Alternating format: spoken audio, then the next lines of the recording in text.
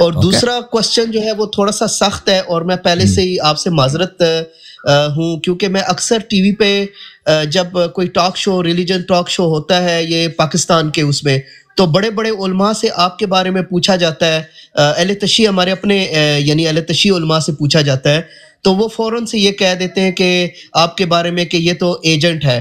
تو یہ بڑے ہی ہمارے جیسے جو اتنا نہیں جانتے، یعنی اتنا ڈیپ نالج، جس طرح ماشاء اللہ اللہ تعالیٰ نے آپ کو اتنا وسیع تر نالج دیا ہے، تو وہ تھوڑے سے کنفیوز ہو جاتے ہیں آ کے، جب اتنے بڑے بڑے علماء، میں نام نہیں کسی کا لیتا، کہ وہ پھر آپ کے بارے میں وہ ٹی وی پہ جب کوئی پوچھتے ہیں کہ دیکھیں بھائی ان کے، ہاں یہ ان کا رسم ہے، ان کی جو بھی مخالف ہو وہ ایجنٹ ہوتا ہے جی، کیونکہ یہ دلیل کا جواب دلیل سے نہیں دے سکتے. چلے اگر فرض بھی کریں کوئی شخص ایجنٹ ہے، لیکن وہ جب قرآن حدیث سے بات کرتا ہے تو اس کا ایجنٹ کا بھی جواب قرآن حدیث سے دینا ضروری ہے. ٹھیک ہے نا، صرف یہ کہ فلاں شخص ایجنٹ ہے، ہاں صرف ایجنٹ کہنا، جان چھڑا دینا یہ کافی نہیں ہے. لیکن ان کو خود پتا ہے کہ یہ جو میں ان پہ جو میں باتیں کہتا ہوں یہ حق ہیں، اس کا جواب نہیں دے سکتے، تو جان چھڑانا کیا ہے؟ ایجنٹ ہے. ان کے ہاں سب ایجنٹ ہے.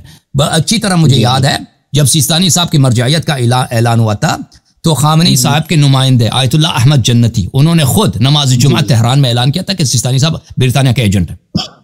یہ سب اکثر لوگوں کو یاد ہونا چاہیے، اگر جو لوگ اردو زبان ہے شاید ان کو نہیں معلوم، جو فارسی زبان ہے اس زمانے میں یہ بڑا مشہور تھا، اب بھی علماء جانتے ہیں اس کو.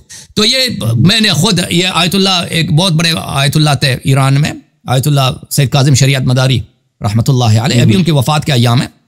ان کو وہ جو تھے خمینی صاحب سے بڑے مرجع تقلید تھی، ان کی مرجعیت زیادہ مقبول تھی. اور پھر لیکن وہ انقلاب کے اتنے پکے حامی نہیں تھے اور ولایت فقیہ کے بھی مخالف تھے. تو انقلاب کے بعد خمینی صاحب نے ان کو بڑا ذلیل کیا اور ان کی مرجعیت سلب کر دی، اور ان کو بیچارے کو جیل میں ڈالا اور اس کو مارا، اور ٹی وی پہ لا کے اس 70 سال کی عمر میں ایک بوڑھے عالم دین سید سے انہوں نے اس سے استغفار کرایا، توبہ عفو کہ مجھے عفو کر دو. تو بڑے اس کو ذلیل کیا ان لوگوں نے، اور آخر میں اس کو باتھ روم میں دفنا دی. آخر میں اس کو آیت اللہ شریعت مداری کے پتہ آپ لوگوں کو انہوں نے کتنی تذلیل کی، اس کو باتھ روم میں اس کو انہوں نے خود انہوں نے وصیت کیا تھا کہ مجھے میرا نماز جنازہ جو ہے آغا رضا صدر، جو بہت بڑے آیت اللہ سید صدر الدین صدر کے صاحبزادے تھے، اور موسیٰ صدر جو لبنان والے ہیں اس کے بڑے بھائی تھے، بہت بڑے علماء میں تھے، یہ میرا نماز جنازہ پڑھا دے. اور ان کی جگہ کی دفن کی جگہ بھی مشخص تھی، تو ان لوگوں نے اس کو نماز جنازہ بھی نہیں پڑھنے دیا اور اس کو قم کے ایک قبرستان کے باتھ روم میں وہاں پہ دفنا دیا.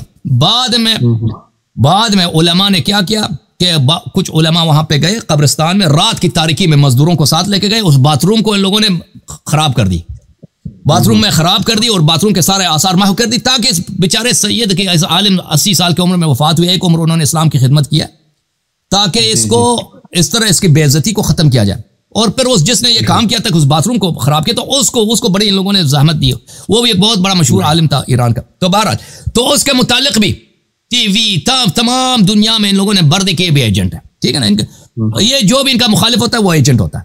یہ طریقہ کار یاد رکھ، کیونکہ یہ دلیل کا جواب دلیل سے نہیں دے سکتے یہ، اور ان کے پاس نہ علم ہے نہ کچھ ہے، تو یہ اور عوام کو یہ بھی بیوقوف سمجھتے ہیں کہ ایجنٹ ہے بھائی. تو یہاں پر آپ سن لیں بھائی، یہاں پہ جو باتیں میں عرض کرتا ہوں کہ اللہ ایک ہے، اہل بیت علیہ السلام برحق ہے، اور اہل بیت علیہ السلام کا حق غصب ہوا ہے. یہ امریکہ کے مفاد میں، اسرائیل کے مفاد میں یہی باتیں ہیں، ان کا ایجنڈا یہی ہے. کون سی بات میں یہاں کہتا ہوں بھائی، ٹھیک ہے نا، کہ لوگ اہل بیت علیہ السلام کی اتباع کرو بھائی، میں قرآن کی تعریف، یہ اسرائیل امریکہ کا اگر ان کے وہ ہوتا نا، اگر یہ ان کا ایجنڈا ہوتا تو بھائی وہ اپنے ان کے جو بڑے چینلز ہیں، بڑے یعنی وہاں پہ بھی یہ باتیں ہوتی نا، ان کے لوگوں کو پتہ بھی چلتا کہ ان کے مفاد میں یہ باتیں ان کی مفاد میں. نہیں میں بالکل سمجھ گیا. تھینک یو سو مچ. اللہ آپ کو عزت دے، سلامتی دے. Thank you sir, thank you sir.